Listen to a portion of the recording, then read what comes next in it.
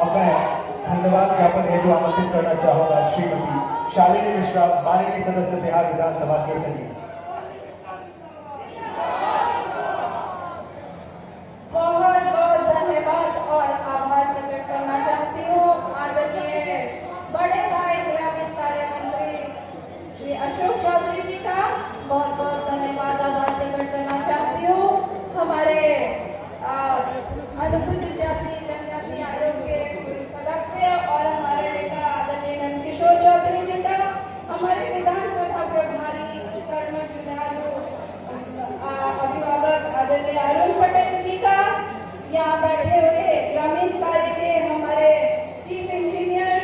हमारे superintending engineer, हमारे Chakiya range और सभी अनुमंडलों के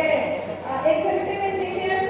जेई सहित ग्रामीण कार्य विभाग के सभी अधिकारियों का, यहाँ उपस्थित हमारे चकिया के अनुमंडल पदाधिकारी, चकिया के एसडीपीओ सहित के सरिया, बिजधरी, डुमरिया घाट,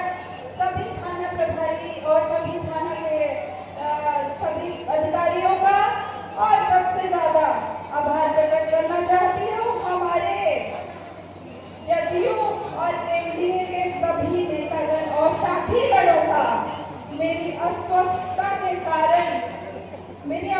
अस्वस्थ होने के बावजूद भी जो आपने इतना उत्साह दिखा के सारी तैयारी की है, मैं बताना चाहती हूँ माननीय मंत्री जी को, मैं बहुत समय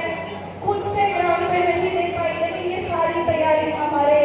एनडीए और जदयू के हमारे नेता और कार्यकर्ता ने किया है। बहुत बहुत धन्यवाद देते हो आप लोगों को। मैं तो टाइफाइड से ग्रसित हो गई, लेकिन मुझे महसूस नहीं हुआ कि मैं बीमार हूँ। आप लोगों ने बहुत अच्छे से इस कार्यक्रम को किया, बहुत धन्यवाद देना चाहती हूँ यहाँ उपस्थित सभी माताओं को, सभी बहनों को, सभी पत्रकार बंधुओं को, और यहाँ उपस्थित सभी हमारे केसरिया विधानसभा के परिवार के सदस्यों को। माननीय मंत्री जी ने जो काम पाइपलाइन में आ गया है वो बताया, आपको मैं बताना चाहती हूँ कि माननीय मंत्री जी के आशीर्वाद से, ग्रामीण कार्य विभाग के सहयोग से अभी आपके विभाग में लगभग 18 सड़कों का टेंडर चकिया डिवीजन में आना बाकी है, जिसका प्रशासनिक अप्रूवल गया है, जिसमें दिलावरपुर हाई स्कूल से लेके और भी सड़कें हैं। लगभग 18 सड़कों का विशेष अनुमोदन मुझे मिला है, इसका प्रशासनिक अप्रूवल होने वाला है। उसमें 2 पुल भी और हैं।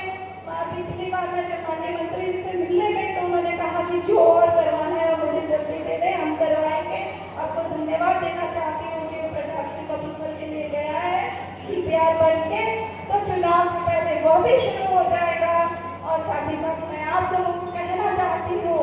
कि आपकी जो भी जरूरतें हैं, जितना मैं कर पाई